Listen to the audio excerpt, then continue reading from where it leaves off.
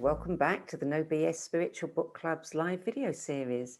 And joining me today to share the stories behind the 10 books which influenced her the most on her enchanted life journey is visionary artist, illustrator, oracle card deck book and incredible fashion designer, Amy Zerner. And for those of you who may not be familiar with Amy's story, she's the recipient of a National Endowment for the Arts Visual Artists Fellowship Grant in the category of painting. That's a bit of a mouthful.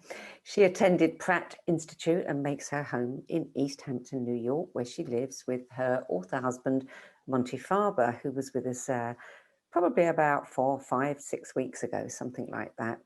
Amy has sold her art couture jackets, coats and caftans at Bergdorf Goodman for 21 years, along with her unique jewelry designs, and her mixed media collages illustrate the best-selling books and the tools that she and Monty have created, with nearly 3 million copies in print in 18 languages.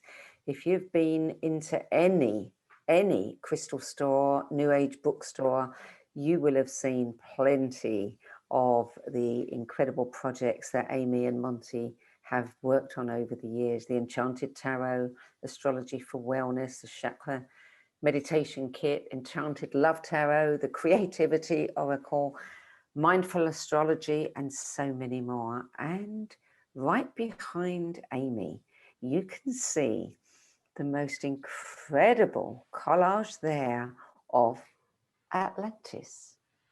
Isn't that beautiful? Wow. Thank you, Sandie. So, Amy, welcome. Thank you for joining us. Last time you were peeking in when Monty was in the chair, and now it's your turn. I loved your conversation. I love the whole concept of this. What's better than spirituality and books? I mean, the combination, right? Yeah, absolutely. So tell me, how easy or how difficult was it for you to choose your 10? It was hard, you know. We have a big library. It was like journeying back in time to really kind of find books that were introducing the chapters of my life, because you could pick so many in each category. But it kind of came at a time we just finished a retrospective book about my work. So I had spent a whole year going through slides and thinking about the past, because I'm an Aries sun and we're generally going forward, right?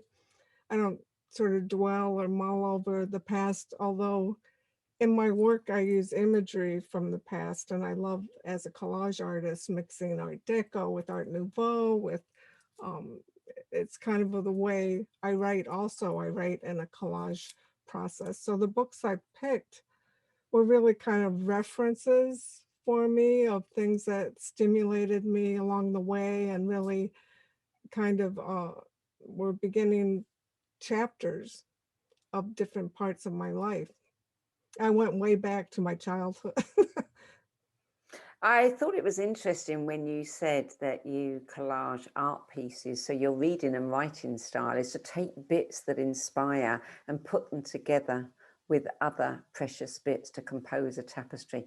Wouldn't it be interesting to take the bits that you love the most from each of those 10 books and turn them into one book? It's a good idea. That would be interesting. Yeah, I don't think anybody's ever done that. Yeah, I guess I prefer kind of translating it, you know, as a spiritual seeker. I think I'm more of a spiritual interpreter. And I get so stimulated, you know, instantly by things I read. And especially, you know, if you read something that kind of confirms a feeling and then it's articulated by a wonderful author, or if you're looking up something and you get information, to me, each thing kind of floods me with ideas. So I have to kind of translate it into my own art forms and my own creative energy. So do you know what was the very first book that you ever read? It may or may not be on your list, that inspired you to follow a spiritual path. You know, to me, creativity equals spirituality, and I've always been creative. My family we're a family of artists, and my mother was a writer and an artist. So I just, going back, I just remember her reading to me. A- And I still love that. You know, sometimes Monty reads to me, but it's a very vivid memory crawling into bed with her. And um, one of the first books I picked was a Victorian fairy tale book, and those are the books I remember. And they were books that her mother had read to her. So there's a lot of feeding of imagination in my family. You know, where you kind of, I remember the Wizard of Oz books. I guess they would be considered a real spiritual journey, and the whole series of them, and her reading them to me one after the other. And if they stopped and had bread and cheese in the story, she would let me go get the bread and cheese. I was like participating in the whole thing. And she was a wonderful, she had a wonderful way of reading too. She loved it as much as I did. And, she illustrated children's books. So it was just a part of what was always around and in us. And I think, fairy tales, what's more spiritual than that? You go on a journey in each tale and you discover yourself and you have a happy ending. I mean, at least that's what we like, right? Yeah, they I were have my that so far. favourites as a child, yeah.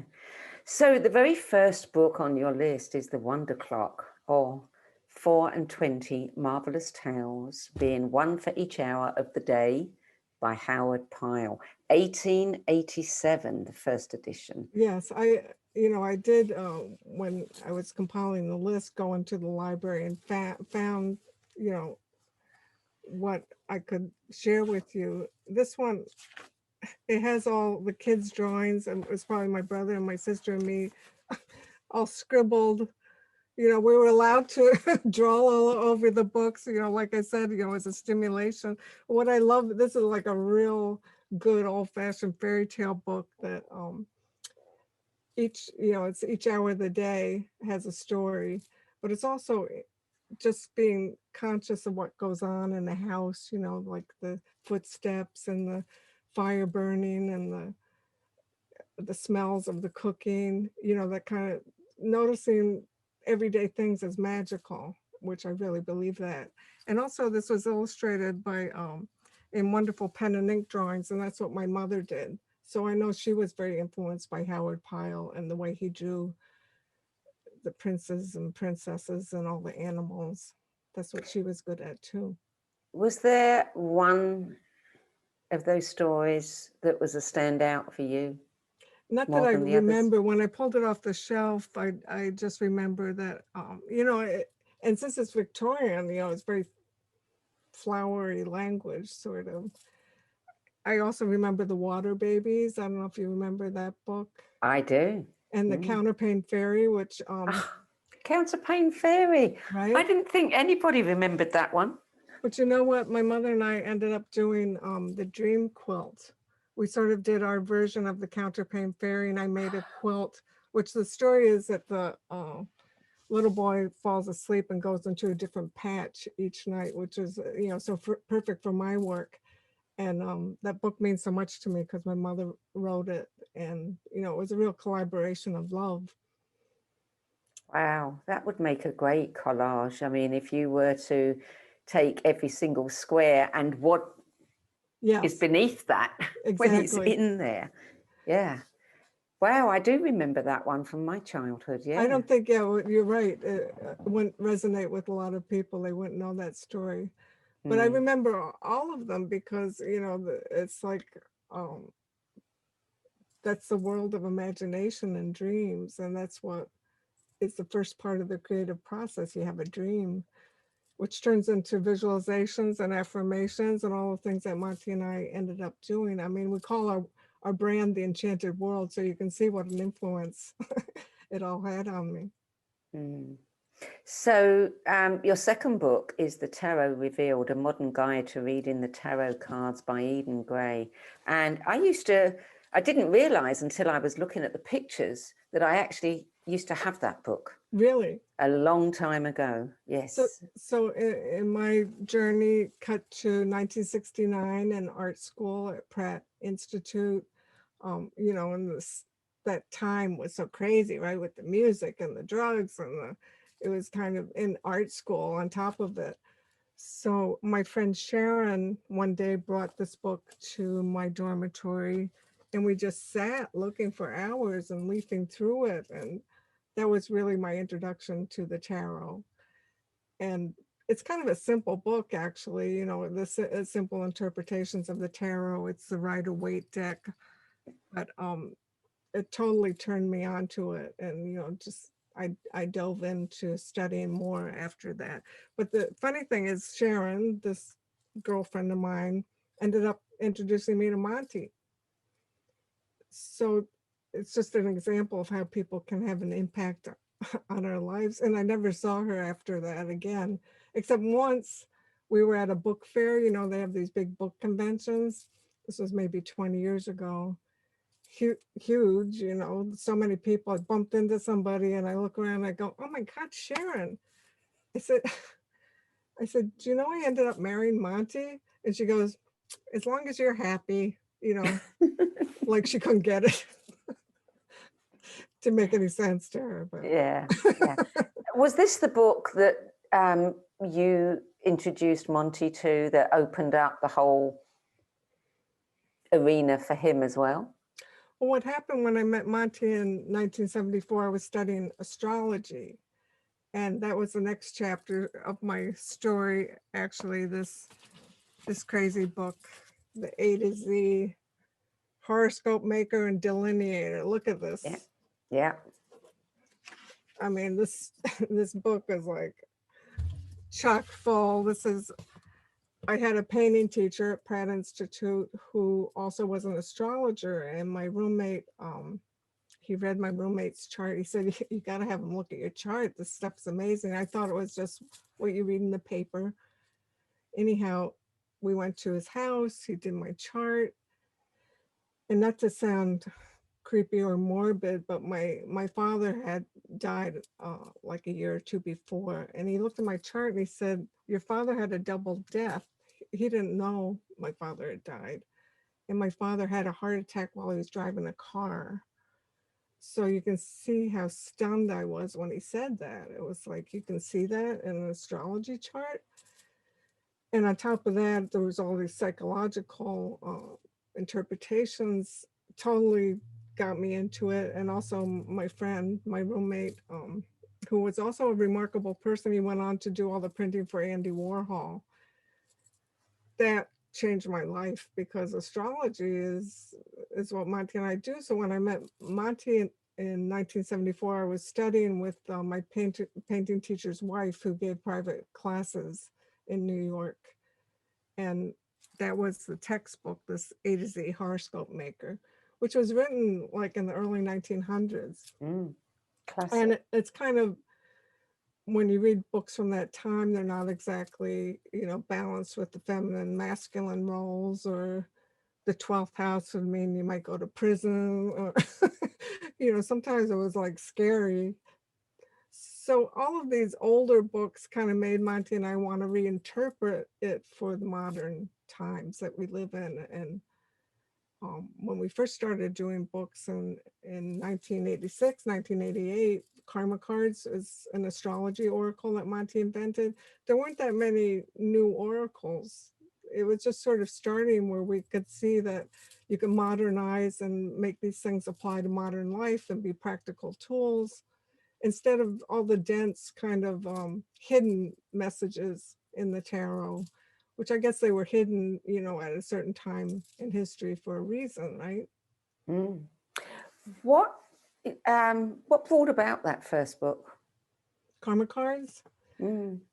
Monty used to, so we were totally into astrology, doing charts of everyone we meet, right? That's how you start learning. You do your family, you do your friends, you start, I mean, then you see all the patterns, and that makes sense, and that makes sense. And then you start, as an artist, I always say, you should learn how to draw, you should learn anatomy, you should learn all the basic foundation, then you can take off and kind of invent your own technique and make it yours. So it's the same with astrology. You should learn, have a strong foundation, and then you can kind of start to invent and experiment and make it your own way, which we started doing. So Monty, you know how gregarious he is, Mr. Aquarius Leo rising. So if we ever went to a social gathering or a party, everyone would be gathered around Monty, you know, he's telling them all about their charts, and they would say, wish we could take you home, Monty. This is so fun. So then he thought, you know, this way of interpreting it so that you could play it at home like a game, the karma cards. It's the planet signs and houses, and it's really kind of a great primer on astrology, and did really well. It was the first book, took off, you know, had a lot of magic to it because that was when Ronald Reagan's wife, you know, it came out in the news that she was into astrology. So they kind of doubled the order from the publisher. Yeah. I mean, did that surprise you? You probably had no idea beforehand about, you know, becoming authors. No. I mean, Monty was a musician when I met him, and he was so ahead of his time, you know, as Aquarians always are. But, you know, he always wanted to help people. That was what was behind his music. He wanted to get messages out, so he had songs like "We Are One" and you know, very spiritual messages. So it wasn't exactly commercial. Um, but my friend, my roommate I told you that got me into astrology, when he read Monty's chart, he said, you should be a writer. You know, the music's great, but you're going to end up being a writer. He predicted that. So I think, and also music was hard. It was a little bit like banging his head against the wall. Books, the doors opened, you know, and that happens in life at a certain point when you're following your bliss, like Joseph Campbell said. Magic happens for sure. It's happened to me many times. I have to tell you a little secret. Your enchanted world, I don't know, I haven't been there for a little while, and I don't know if you still do it, but you used to have this oracle that you could consult if you had a question. And some years back, I was offered an opportunity, and I had my doubts about it, but I really wasn't sure. So I went to your site and I asked the question, and it was about a man.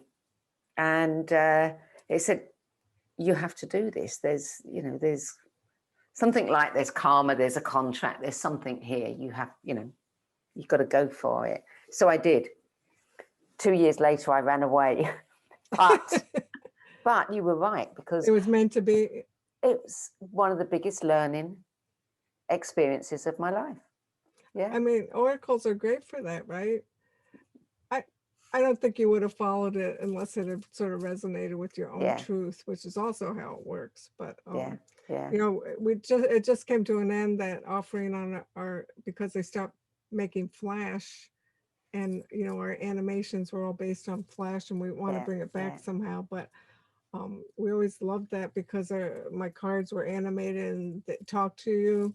We have a great app, the Enchanted Tarot app, which is quick and fast, and you can pick cards and do spreads. What age we live in, right? Yeah, right there in the palm of your hand. Instant enlightenment. So true. So true. Well, talking about enlightenment, book number 4, wow.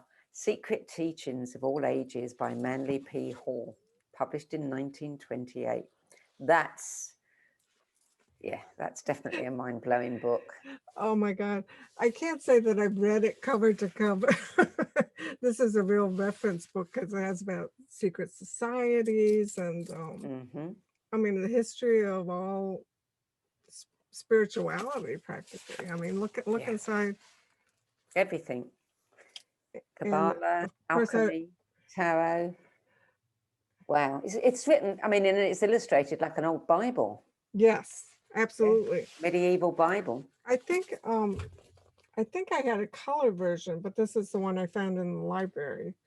But I do have a magical story, and which is why I picked this book. We used to be guided by a wonderful astrologer named Leo Warner, who he passed away about 10 years ago, but he must have guided us for 25 years, a yearly reading from Leo. And he was psychic, you know, he would look at a brilliant astrologer. And he said, you're going to do something with alchemy. you know. You just kind of always would put these little seeds out, maybe at the end of the reading.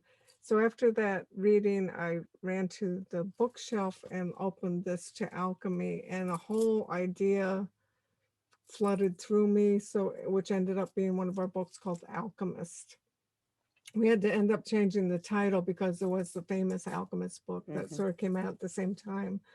But it's all about, you know, the idea of alchemy is to find the philosopher's stone, which is really your inner enlightenment and all the stages you have to go through to sort of find that and to hone that and to make it the brilliant stone. And so it's formulas for turning your life to gold is the idea of our game. But I love that when somebody could sort of trigger a whole full-blown idea. Yeah.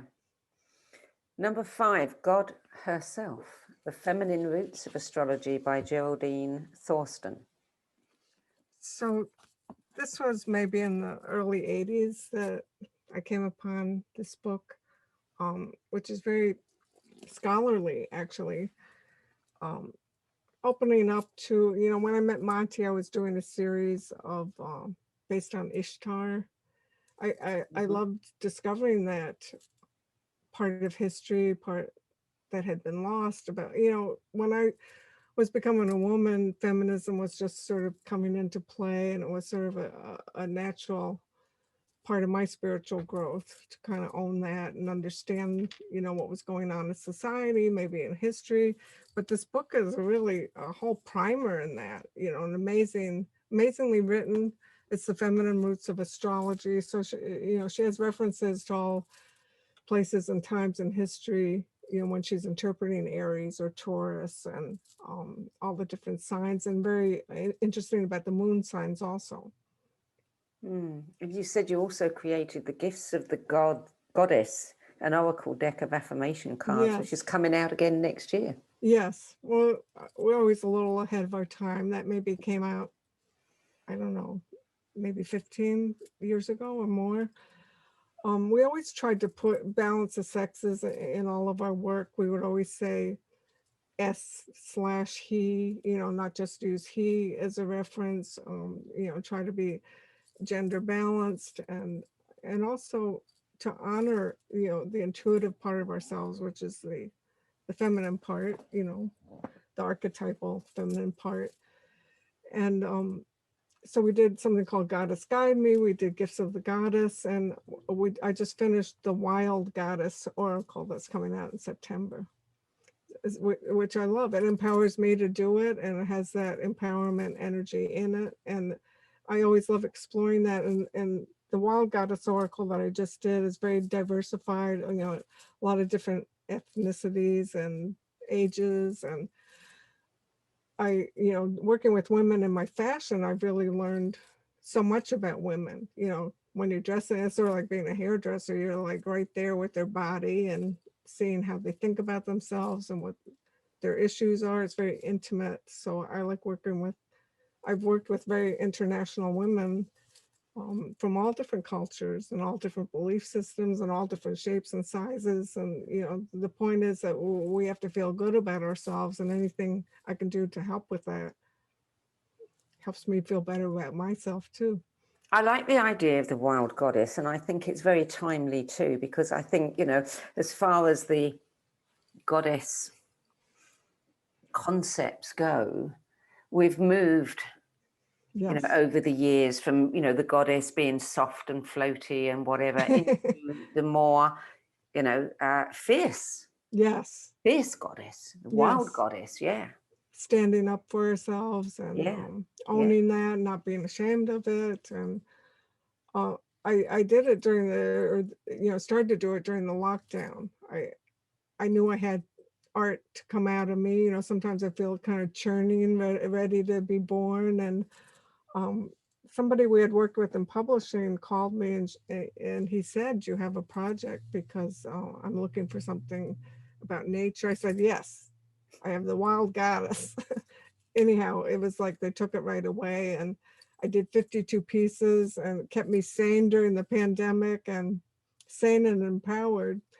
And I don't premeditate too much. I work very spontaneously and intuitively, so they just kept flowing out of me, one after the other. And of course, Monty was left to interpret all of it. That was his job. So how does he do that? He's really good at it. I mean, is he using, Well, intuition? yes, yeah, he's so psychic. Yeah. I would say it's like channeling, but I would say my way of working is like that too. But I think, when you think of an illustrated book, you think that the artist is illustrating the words, and we just work opposite that. I let the art come through me, the visions, and then he interprets it, and it just works out really well and seems very normal to us. Mm. So when I saw your list a month or two back, I went out and bought the next book, had to hunt for it, had to get a secondhand copy. Yeah, I'm sorry about that. A lot of my books weren't in print anymore. Yeah, the Healing Stoned, The Therapeutic Use of Gems and Minerals by Julia LaRusso and Joel Glick. Yes, that's exactly what my copy looks like. What a great title, right? Yeah. Of a time, right? Yeah, very much. But inside, this got me so into the whole crystal thing, which was starting to blossom in the early 80s when I first got into it. I mean, now it's huge, right? I mean, it's only grown and grown and grown. Mm. And when I opened this book, it had stones I had never heard of, hiddenite, of course, a lot that I do, but meteorites and different combinations, how they work together, really well done. And I actually met the authors at one of those New Age fairs and brought one of their creations that they made for me, a black tourmaline with an opal that I cherish, because it's this, I love it. I remember when I was little, we used to go to the Museum of Natural History, and they had the most incredible stone collection. I remember, you could buy your own little collection of like 12 stones. And I just remember poring over those. They meant so much to me. And my mother and I, we would go fossil hunting. I think it was something I was always drawn to wherever we went. Monty and I, we would pick up stones or crystals. We even went to Herkimer once and mined Herkimer diamonds ourselves. We stopped at a yard sale and got a sledgehammer. And you would crack open. Is that in upstate New York? Yes.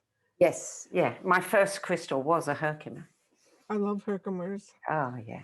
And we found a lot of them. And we were hunting for the mine. We were like driving along, and we saw like a road work and stopped. We said, do you know where the Herkimer diamond mine is? And he said, no. And then he reached in his pocket and he had like a handful of them. He goes, you mean these? He's like a regular guy, but that's magical. I don't even know if you can mine them anymore. Mm-hmm. But you can feel the energy of stones and rocks and, how old they are. And we all are kind of drawn to different ones at different times. And it's amazing how many young children these days just love them. I mean, love them with a passion.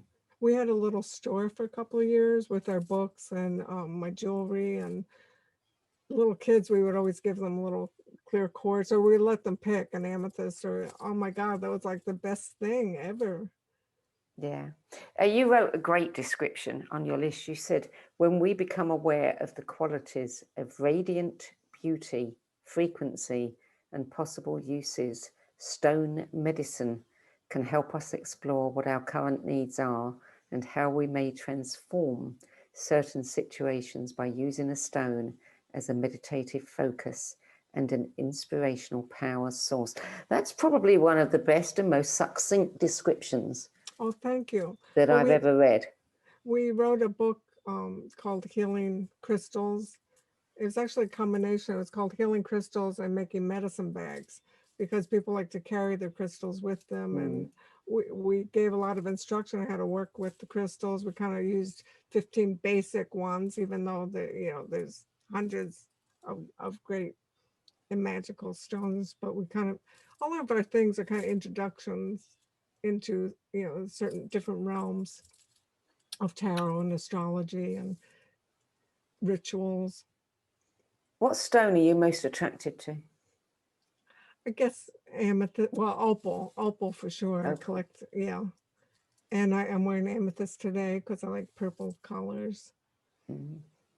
Goes with the tapestry behind you. Yeah, but I can't say there's one that I don't like. So number 7, Art and Soul by Audrey Flack. Art and Soul is a wonderful little book for creative people. It's like little sound bites that anyone who's creative would relate to. I just opened it up randomly. It said the act of painting. It almost doesn't matter what you paint. It is what takes place during the act of painting that matters. It doesn't matter what style or technique you use. It is the artistic result and personal development that count. She was a wonderful teacher and she's a dear friend. I met her in the 70s we were at a barbecue.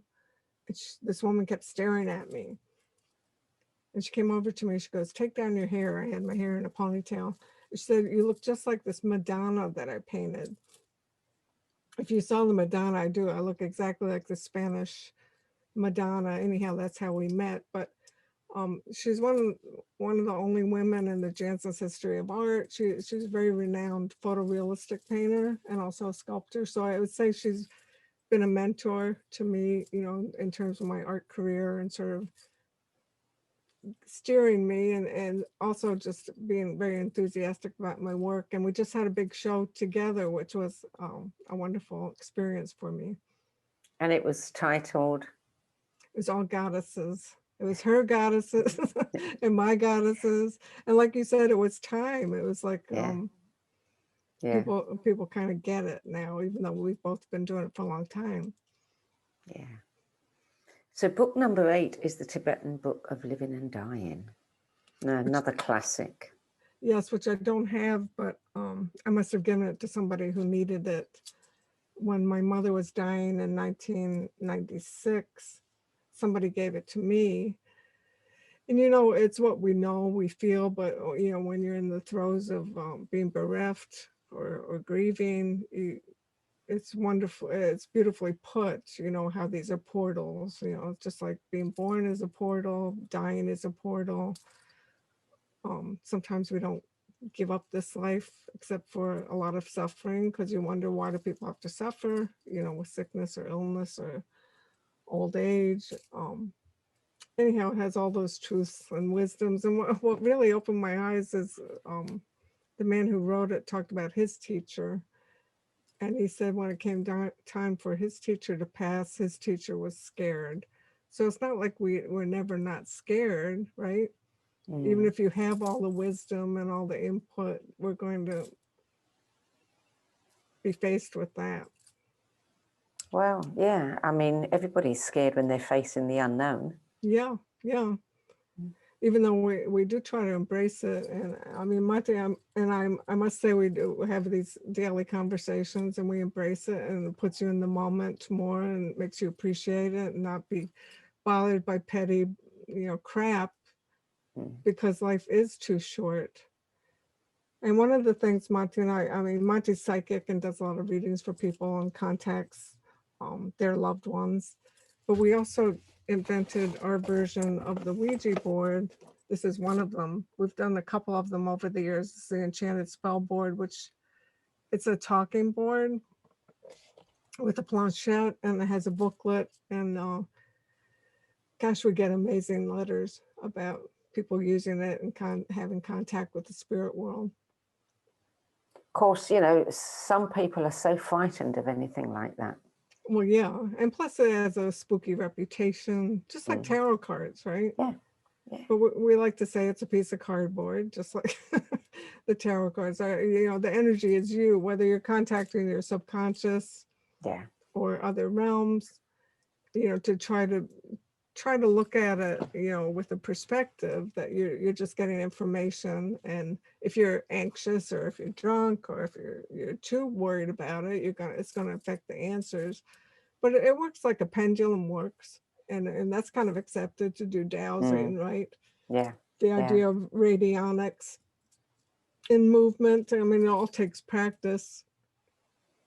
But we got years ago in the 70s. I guess a lot happened to us in the 70s.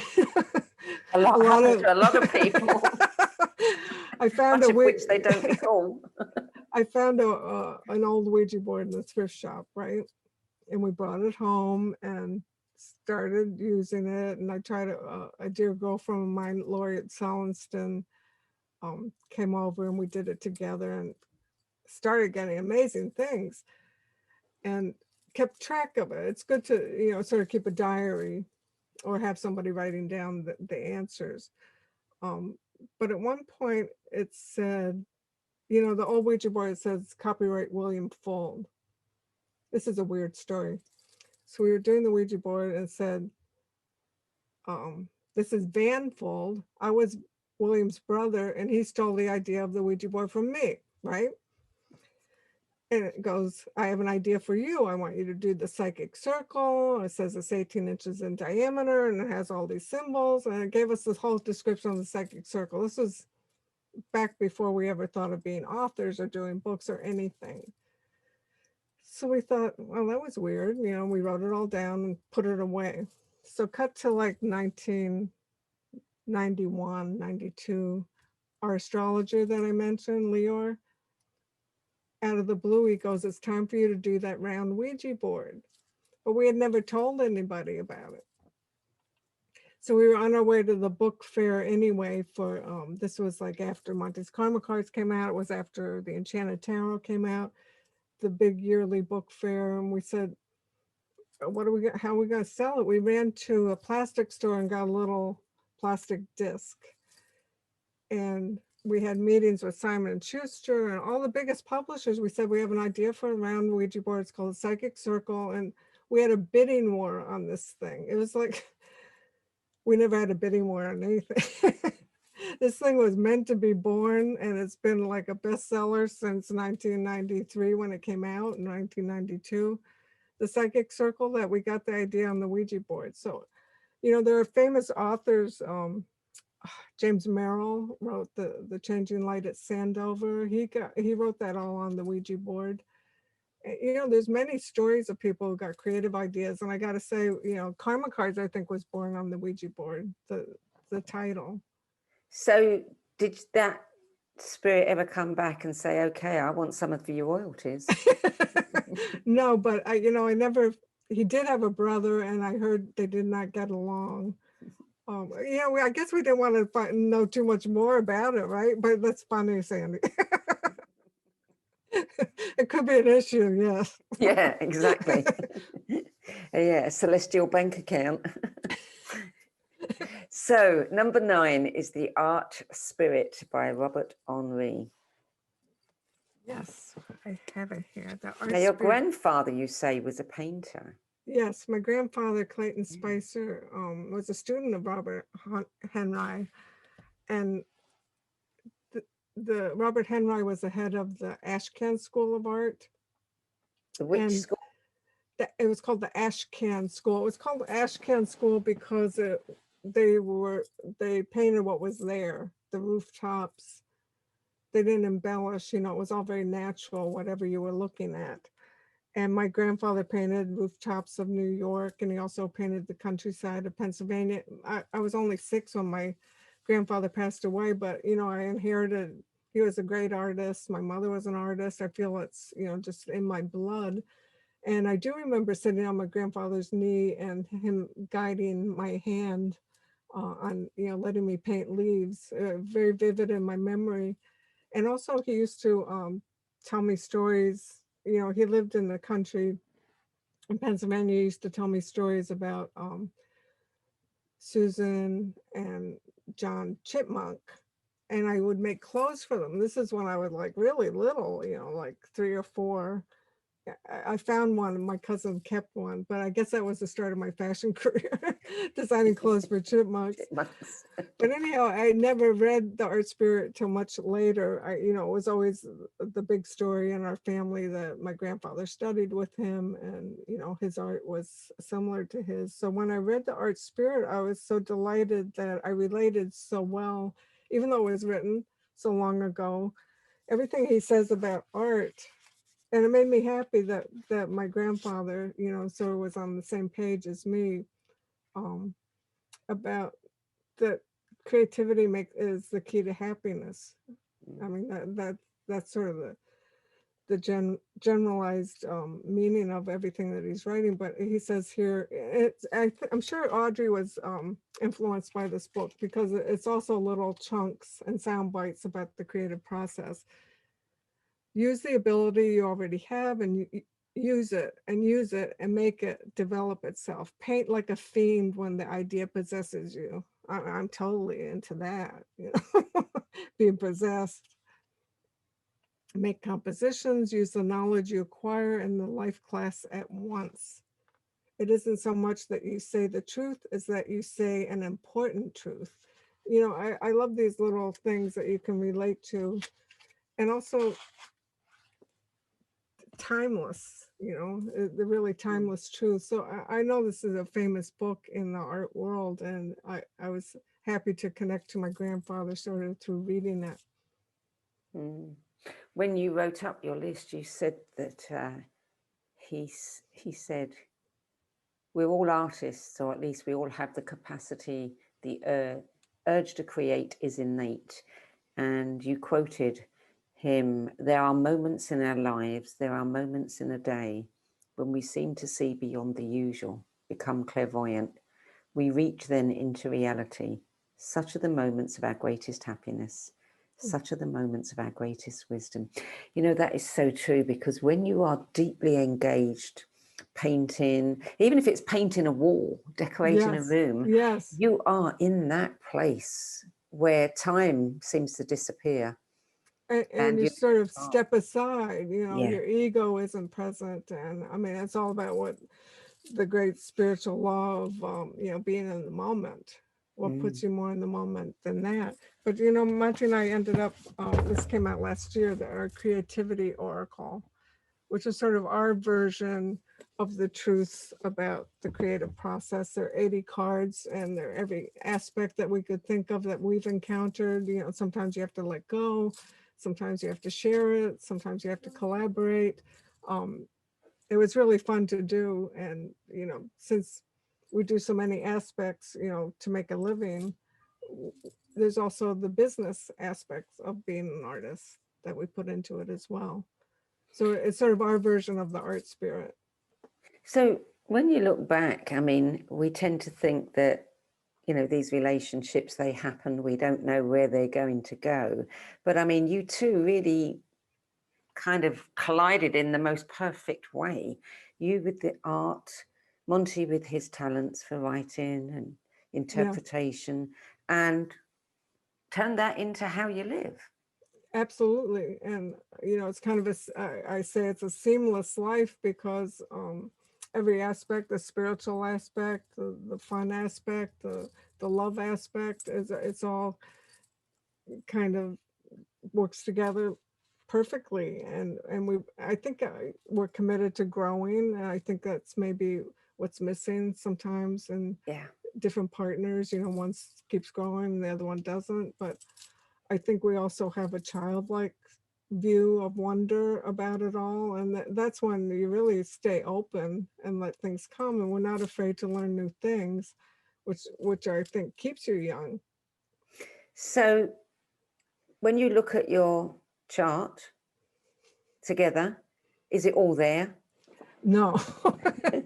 It's funny because Monty's teaching an astrology course now, and he's at the point where he's showing people how to look at two charts together. So he uses ours as an example. Actually, it's very creative when you put them together. But if you looked at us individually, my chart or his chart, you would say maybe this person shouldn't be married because they're so independent. But we found the perfect person, the perfect other independent person that goes together. But astrology, can work a certain level, but maybe you can't see if somebody is retarded. You can't see if somebody's a murderer, and there's so much karma also. I know I've been with him many lifetimes. You can't necessarily see that in a chart. No. Can you bottle it? Because more of us would we like some of that. we try. We wrote a book about our relationship. Our publisher said, you have such a great relationship, I think we should give people your secrets. So we said, we don't have any secrets. But I think the secret. It's getting to know yourself first and making yourself a whole person. If you're looking for somebody to fill that void, that's not going to work. So I think, working on ourselves brings, when we counsel people, you see that a lot. They desperately want to meet somebody, and we say, you got to let go of that, and then it's going to happen. It's like almost like if somebody is desperate to get pregnant, then they stop and let it go, and then they get pregnant. I had a wonderful teacher. I think his book is on my list, Jerry Epstein. The next one. He's a friend, yeah. Mm-hmm. He taught to separate your attention from your intention, which is a great law of metaphysics, where you put the attention, your intention out, but then you have to let it go, because you can't be attached to how it's going to happen or when it's going to happen. Mm-hmm. Yeah, and Gerald Epstein's book, Healing Visualizations, is number 10 on your list, and I bought that book too. Well, he unfortunately passed away a couple of years ago, but I met him because, I think on my list, the people that wrote the books or the people that brought the books into my life are just as important as the books. And that's probably true of a lot of people, because it's kind of symbolic of that whole energy that they bring to it. But he came to one of my shows. I think it was a show of my Enchanted Tarot, some of the original art. And he said, your art is what I teach in my imagery classes. So he was trained as a Freudian psychiatrist, but he met his teacher that was all about using imagery for healing, and changed his whole practice. And the healing visualizations it's kind of broken down into different issues that we might have, whether it's migraines or asthma or whatever. And he gives imagery that kind of shakes up your thinking. Like, for instance, when I got very sick with Epstein-Barr virus, maybe in 1993, and he helped me, and he gave me this weird visualization. I think I was a white tiger on top of a mountain, and an eagle would swoop by, and I would catch the eagle and eat it. Kind of weird, right? It was all about, gaining the strength of the eagle and kind of bringing it inside and feeling, because you feel like just mush when you have Epstein-Barr. You feel like, a little speck that can't do anything. So that was his empowering thing. He gave very specific things to people, and his whole concept was not long-term psychiatry or therapy, like 1, 2, 3 times, and you have to do the work. And I'm all about doing the work, something, nobody's going to do it for you, right?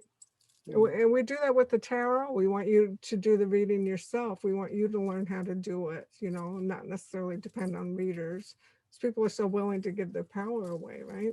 Absolutely. But I think on our journeys, any illness and loss, all of those things become part of who we are, and we learn how to cope, and we learn how to open our hearts, and in turn, that helps us help other people too. When I was looking him up, he actually got a grant from the National Institutes of Health for this work. Yes. So it was taken very seriously. Yes. And what I like about it is by giving you different kinds of imagery than you would expect. Yes. It's not just visualization, seeing you well. He's actually giving you a bit like hypnotherapy. He's giving you metaphors to work with. Yes. That go straight into the unconscious mind. Absolutely. Yes. Yeah. Very powerful. Yeah. And so that completely cured your Epstein-Barr? That, along with strengthening my immune system. And I had another doctor who had another person came into my life magically, Dr.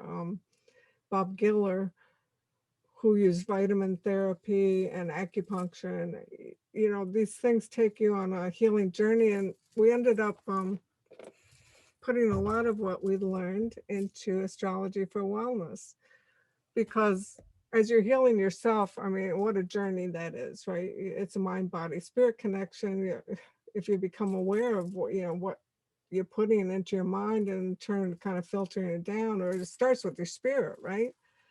Um, I think, and it's a journey of really kind of experimenting what works for you in terms of eating. Nothing's right for everybody. You have to find what's right for you. So, since I've had different things, I had anxiety attacks when I was sort of late 20s. That took me on my first journey of getting acupuncture and seeing how my mind affected my body. And then the Epstein-Barr, is all from A-type personalities generally get that, are working too hard. So I kind of learned about myself with that. Sometimes we don't learn unless we have these crises, right? Mm. So anyhow, there's wonderful tips and techniques that we've learned that we put into that book. And luckily Monty's on that journey too. And he ate right long before I did. When I met him, I was smoking and stuff, I was like 23. So I stopped smoking because I wanted him to like me. So, but he was totally into health food at the time when there was like one health food restaurant in New York City, maybe. Mm. So I feel lucky that he takes such good care of himself. So you are so prolific, both of you individually, together. When somebody asks you to do something, another oracle, do you find it hard to come up with something really original, or is it easy? It's easy. We just thought of one yesterday. I think so much of our life is brainstorming. And we like to write about what we want to know about. You don't always write about Mm. what you know. I mean, focusing, immersing yourself into it. I mean, that's where all the information starts to come. That's what's fun. That's what's creative. That's the adventure. If it was all planned out before we did it, that wouldn't be as much fun. So is the that process of brainstorming, is that the funnest part of it? I think so. That's just like the very beginning. The creative process, you have that's kind of maybe a fragile time too, because it's like if somebody says the wrong, I don't think that's such a good idea, or you have to be careful at that stage of, you can't be too attached to it, but you also have to take care of it and make sure it Mm. doesn't break. But sometimes we have those ideas and you put it in the drawer and they're right maybe 5 years later or 6 years later. Or I remember, I make sure to keep track of all these ideas that come through. I mean, basically, when you take a shower, you can get like 10 new ideas. Yeah, yeah, Water does that. And water does. I mean, sometimes when we're exhausted, we just did 3 very big projects this year, and Monty's saying, I don't want to do another one. And then, of course, the next day we get this idea. So I think it's really our gift and what we were meant to do in this lifetime. Yeah. So what are you working on now? So we just, when you do a book, you have the different stages. So our Enchanted Worlds is the retrospective book of my work, 256 pages, going through all, and it kind of paralleled what we were just talking about. We have the world of dreams, we have the world of oracles, we have the world of goddesses, all the different sort of major um, themes that I work with in my work, but also we talk about how all those things affected us personally and how we got into those themes. So that book is just at the stage of being laid out. You go back and forth with the editorial process and making sure there's no typos. And we've done that. We have an astrology book just coming out next month called Mindful Astrology, and the Wild Goddess Oracle is the other one that's coming out in September. So the last few months has all been checking and double checking and making sure it all looks good. And we're very happy. And, we put all our expertise from all the years of doing books and doing art and writing. So I think these are 3 of our best things.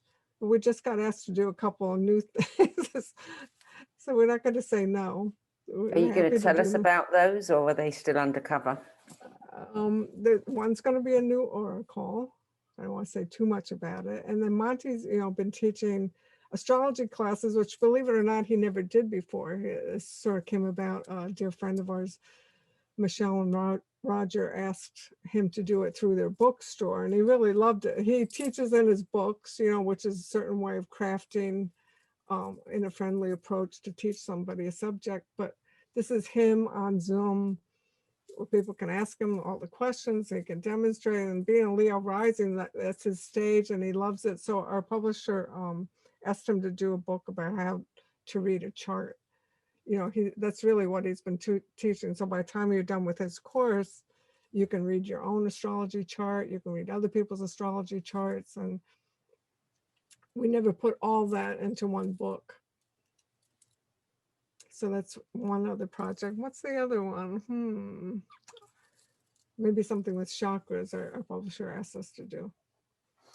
What do you do for fun when you're not working? I said that to Monty. I said, everything I do is like a hobby that I get to do for a living. So Monty likes to do archery and goes out on the range, and I just like to create. So any aspect of that, which is, fixing up the house, cooking. I do love to cook, but we actually did a whole cookbook, astrology cookbook. But I find that it's very relaxing. Plus it's nurturing and healing. And I kind of love to learn about, holistic health and wellness is sort of my hobby, I guess. So what are you reading now? What did I just pull out?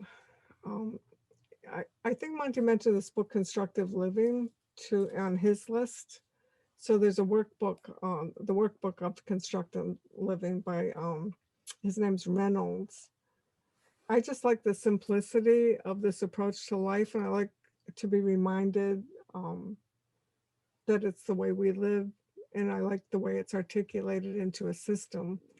Because we create systems, and I think, when you have a system to follow, it's like stepping stones. And I admire when somebody else can articulate that. There's so many New Age books now, and there's so many higher consciousness books, and it's hard though to find one that I relate to, because we've done so many ourselves. Yeah. And we've tried to do a version that we like, because we know what we don't like. So that constructive living is a process that I really am fond of. In your keywords, you gave some obvious ones: artist, fashion designer, stone lover, treasure hunter. You also had the words magic maker. Explain that one to me. Well, magic making is knowing that miracles can happen. It's knowing that you can manifest what you want to manifest, even though it's not easy sometimes. But I think I really have developed the confidence, because I've seen the magic happen so many times. I think as a creative person, I think I'm making magic. I'm making something out of nothing. I'm transforming something. I mean, so what's more magical than that? And if we kind of have to instill that belief in ourselves, I find there's people doubt themselves. They think they can't. I mean, we all do. We have that doubt that crops up, and you have to kind of push that aside and find your power more than ever, right? We're all faced with a lot of challenges now of how to get through the day, how to keep making a living, when it seems, if you're looking out, if you take a peek, right, into the outside world, which is not necessarily the real world, we have to make our own world. And that's where the magic comes in. Have you noticed during this time of COVID that your books and your oracles are selling more because Yes. people are looking for something to hold on to? They're Yes. looking for some clue about the future, or something to help them center. Yes. I think they always have, but now, with the internet and ways of communicating now that people know more about it. They know what's available. I also think they have time to kind of focus and learn new skills and have the time to kind of ponder what they really want to do. We do this weekly Zoom show called Ask the Oracles, and we hear a lot of what the questions of people are. And it's like they might have a job, but they really want to do what they've always wanted to do. And I think that's the good thing that's come out of this. We've had time to ponder. I mean, know thyself was written on the Oracle of Delphi, right?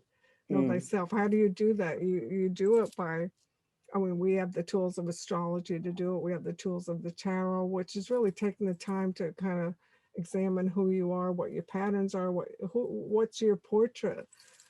And you want to use the gifts we've been given. You want to really, truly live fully, with what you've been given and not kind of get off the path. So I think, we have the opportunity to learn skills. Tarot is really fun, as is astrology. So it's entertaining as well as takes you in a deeper understanding of how life works and how other people work. Do you have a preference for one over the other? No. No. Kind of go back and forth. I love the language of both. I love the archetypes of both as an artist. I mean, designing the tarot, I guess, makes the tarot maybe a little closer to my heart. Just I delved into it totally, feet first, to 78 tapestries, and really did all the conflicted cards first, all the swords. Initially to get them over with, but then I saw the beauty in each of those, which that's what the tarot really teaches you, how to kind of utilize the strength of the card, maybe to overcome a weakness. And there's always something to learn. As we know, that's the life journey. It's not all a happy outcome that we want to see when you lay out the Celtic cross and you see the outcome. Sometimes it's not the card we want to see, but it's the right card because you have to get through that. Yeah. If of all the, things that you've created together, is there a favorite? That's like picking your kids, Sandie. I know, but I think, currently, because we just finished The Wild Goddess, I think that's my current favorite because I think I kind of outdid myself with the art. But when I look at the Enchanted Tarot, I think probably a lot of creative people feel this, that you can't believe you did it, or you don't know how you did it, or you can't remember doing that or writing that. It's like, it's like sending a kid out into the world and they're their own person and they have their own experiences. And I love when people tell me that they use our cards or that their mother gave them their first deck and it was our deck, and it's very fulfilling. So I'm happy, to do the work that we do and to share it that way. And it feeds us, so naturally it has that energy to help feed other people. Well, what you're doing, really is the epitome, isn't it? Because you get to do and express yourselves in the way that gives you the most pleasure. Yes. And that pleasure is imbued in what you're producing. Yes. Other people then take that in. Yes. And then they pass that on as well. And you get earn your living doing this. Yes. So it just becomes this incredible, infinity. Yes. Expression. I'm very grateful for that. My mother supported our family being an artist. So it always seemed normal to me to make a living as an artist. And doing what you love. Yes. Yeah. And, a lot of people don't get the opportunity to do that. Yes. But they're thinking more about it these days. Oh, for sure. And I think people are also realizing that it's more important to do something that gives you a great deal of pleasure than something that earns you lots of money. Yes. And it's hard. Being creative isn't just, making visual pictures, right? We have a FedEx delivery guy, and it turns out, and we always, chat with him a little bit if he comes to the door, and he said something about our lawn. Well, it turns out his passion is lawns, and he knows everything about how to make a lawn. I mean, he gets so lit up and excited. So there's so many things to be done in the world to make the world better, to make the world more beautiful. And I'm always like fascinated with what people are passionate about. There's something in that when you see somebody in their passion, you know, everything within them lights up. To me, Yes, that is when they are completely aligned with their soul. yes. Mm, And the opposite is true when they're doing what they don't like. You can yeah, feel that also. Well, I mean, it's all energy, right? Isn't it?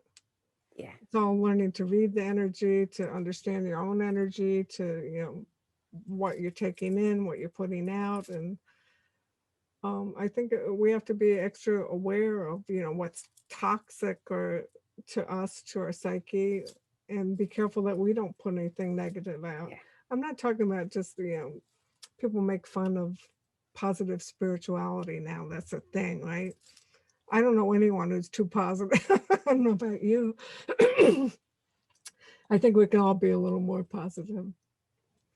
Is there one idea, project that you would love to work on that you haven't yet had the chance to? Hmm. I think I'd love to do a real fashion show. I've designed clothes for so long. I've been doing it for 21 years. I met Bergdorf Goodman. I designed for amazing women. I've done some, I feel like I've done some really amazing pieces, but I've never seen them all walk down the runway. I've never done a show with them. So that's something I see. But we're always thinking we have TV shows ideas, we have movie ideas. Monty and I, you never know what we're going to come up with. Well, there are lots of these reality kind of programs now that have come out over the last few years where we have one in England. It's sewing, the sewing bee. And it's people who have to make clothes. We've had it Hmm. with pottery. We've had it with, obviously all the Oh, how cooking. fun. I'd love to see that. But wouldn't it be good to do, something like you're doing? People who can actually make artworks, collages, paintings, out of fabrics. And Yes, yes. so there's one right there that Okay, you thank two, you. you two could present. I'll put it on the list. Yeah, get a proposal We have a together. list, yes. Yeah, yeah. Well, I just think that, they're the kind of hidden successes. I don't think anyone believed that crafting or the sewing bee, could become a really popular TV show. But actually, they're, hitting the ratings in England. Well, it's interesting because I think it was kind of a lost art for a while, but it's sort of like the balance to all the technology now, all the interest in handmade things and knitting Yeah, and crocheting. yeah. We have to have that. We have to keep that. I mean, all my artworks are made by hand with scissors, and I don't do anything digitally. And to me, that's kind of the balance to how fast forward we're going with all the technology in different ways, which is wonderful. I love taking a picture on my phone and I love connecting with you on Zoom, but we can't forget it's a whole different energetic that happens when you're making something by hand. Amy, it's been delightful speaking with you. I loved your list because it was quite different than many others that we've had. And there were some real, early classics, older books. It was so wonderful to discover. And I've actually bought two of them. So, That's fantastic. Thank you, Sandie. I just love being with you. You're like a friend. That's wonderful. The age of Aquarius, we can have isn't friends that it? we never met in person. Yeah, And for sure. we go back quite a ways, so We do actually, all the way back to the early days of Planet Lightworker. I that's think right. that was about 2000, 2001. Yes. I remember we always used to put your banner at the Yeah. top of the page. Yeah, yeah. Mm. So we've shared a journey. We have indeed. Yeah. And we've never actually met in person, No, but I feel you like know? we have. Yeah, yeah. And that's the beauty of the world we live in today. Yes. Amy, is there anything you want to share before we leave? Well, our website is theenchantedworld.com. That has everything that we do. My own website is amyzerner.com, has all about my artwork and my fashion and my jewelry. And montyfarber.com is my husband's website, where he has all about his readings and psychic work. And you'll be coming on my radio show later this year to talk about this year's 3 projects. Yes. Oh, thank you, Sandie. Yeah. We look forward to that. It's great to talk to you. Yeah, I look forward to that too. Amy Zerner, thank you very much for being with us today. And Thanks. to all of you at home, don't forget, you can go to Enchanted World, you can go to Amy Zerner, you can go to montyfarber.com. And I am going to get that app. Oh, good. You'll love it. Yeah, Thanks, yeah. Sandie. I don't know why I never thought of it before, but to be able to have the tarot card right I there on know. your phone, I a use it a complete lot. deck. Yeah, I'm sure I will too. Okay, everybody, thank you for joining us. This will be posted probably by the middle of next week, and you'll be able to share it. And if you haven't already signed up for the Save My Space list, do, because if you sign up, you will get the last minute reminders when we're about to go live with our next guest. So I hope to see you next week at the same time. Till then, it's goodbye from me.